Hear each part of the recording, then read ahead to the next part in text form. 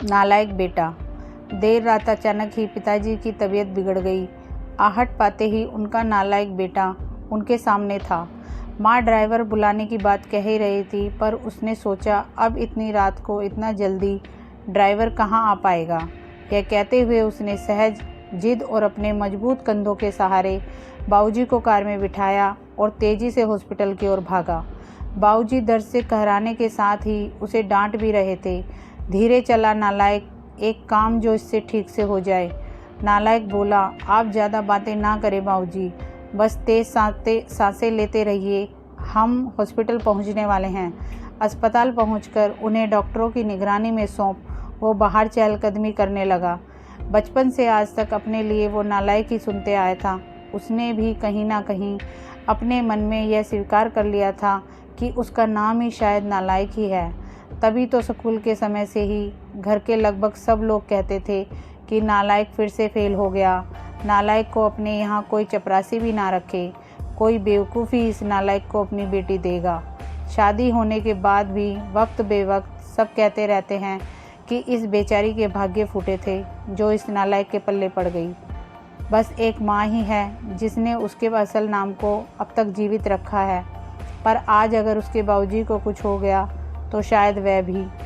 इस ख्याल के आते ही उसकी आंखें झलक गई और वो उनके लिए हॉस्पिटल में बने एक मंदिर में प्रार्थना में डूब गया। प्रार्थना में शक्ति थी, यह समस्या मामूली। डॉक्टरों ने सुबह सुबह ही बाबूजी को घर जाने की अनुमति दे दी।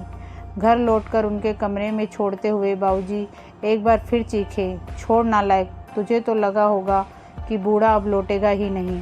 उदास वो उस कमरे से निकला तो माँ से अब रहा नहीं गया।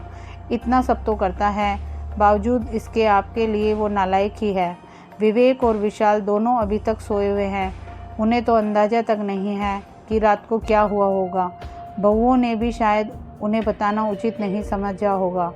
यह बिना आवाज़ दिए आ गया और किसी को भी परेशान नहीं किया।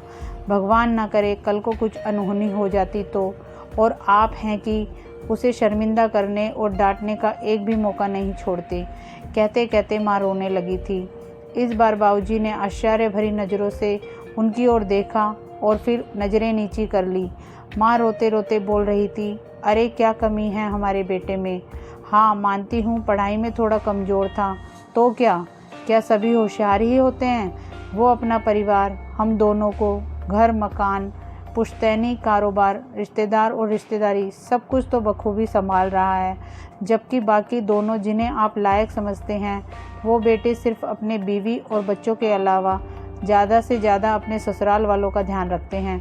कभी पूछा आपसे कि आपकी तबीयत कैसी है, और आप हैं कि बाबूजी बोले, सरला तुम भी मेरी भावना नहीं समझ पाई, मेरे शब्द ही पकड़े ना। क्या तुझे भी यही लगता है कि इतना सब होने के बाद भी इसे बेटा कह के नहीं बुला पाने का, गले से नहीं लगा पाने का दुख तो मुझे नहीं है? क्या मेरा दिल पत्थर का है? हाँ सरला, सच कहूँ दुख तो मुझे भी होता ही है, पर उससे भी अधिक डर लगता है कि कहीं यह भी उनकी ही तरह लायक ना बन जाए। इसलिए मैं इसे इसकी पूर्णता का एहसास इसे अपने जीते जी तो कभी नहीं होने दूंगा। माँ चौंक गई, ये क्या कह रहे हैं आप? हाँ सरला, यही सच है। अब तुम चाहो तो इसे मेरा स्वार्थ ही कह लो।